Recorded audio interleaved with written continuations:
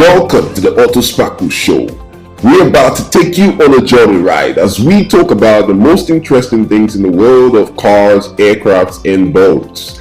Fasten your seatbelt and get ready as we go on this cruise.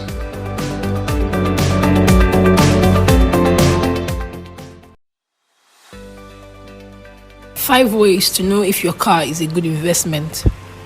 Right from time, cars have been seen as a terrible investment choice because the value depreciates on a daily basis. Someone once said that a car loses about 40% of its value once it is driven out of the dealership.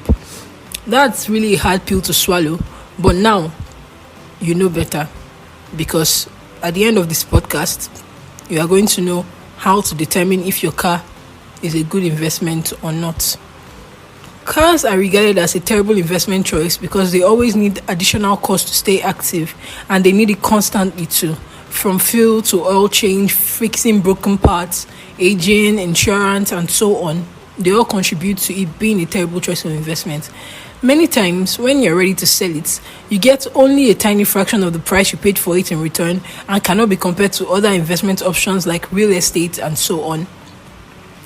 Cars are, however, necessary evils because even though it is not regarded as a profitable investment, its use cannot be denied during its time of active service. On your next car purchase, here are 5 ways to make the best investment choice on your car. The first one, obviously, do your own research. This is not just a term in the financial market, it cuts across every form of investment. The saying, if you fail to prepare, then you are prepared to fail, literally jumps into being in this case, because failure to put in due diligence would cost you in the long run. It always starts with research. Put in due diligence into finding the best car for you at the time. Find out about the fuel consumption, the maintenance cost, availability of replacement parts around you, and since we're all about the best investment here, find out about the second-hand value. The best part is, you don't have to be a car wizard to carry out this research.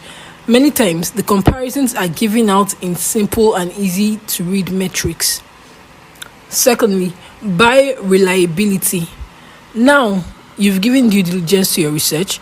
You know the major strong points of many models of your intended car. For example, you know some models stand out when it comes to body frame, while others stand out in terms of engine capacity and maintenance. It is advisable to go for those known for reliability. For example, in Nigeria, it is a known fact that most Honda sedans earlier than 2014 always had issues with their 2 front wheels, making them pull out in motion. With that knowledge, it would be a wise investment to go for Honda models later than 2014 to avoid issues like that. The third one, buy fuel economy. From doing your research, models with the least fuel consumption would be evident from the metrics. The difference in fuel consumption is usually not very significant among cars of similar engine capacities. However, the little difference on the long run would make so much difference. For example, the Toyota Corolla 2006 model had the best fuel economy of its time. That's why many people still opt in for it till today. The fourth one, don't buy unnecessary extras. Many times, the cost of cars are bumped up because of the random extras put in the car. This reason is why research is very important. During your research, you'd know what exactly you need in a car and cut off the unnecessary extras.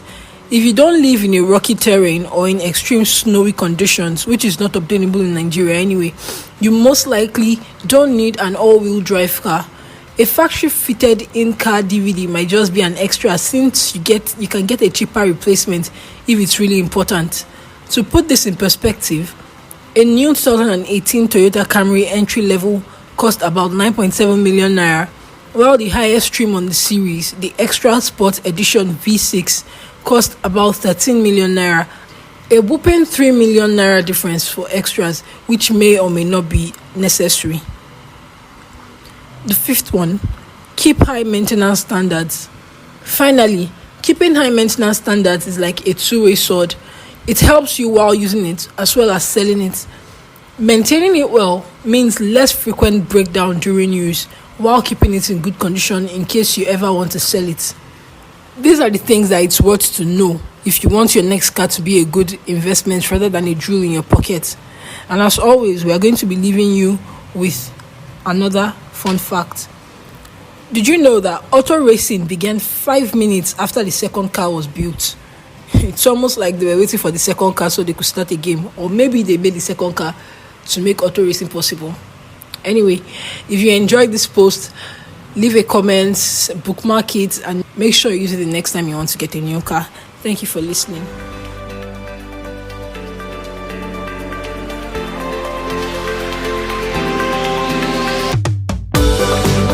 The Autosparkle Show is proudly brought to you by Autosparkle, Africa's leading automotive detailing brand. Get familiar on www.myautosparkle.com. Autosparkle, always wow.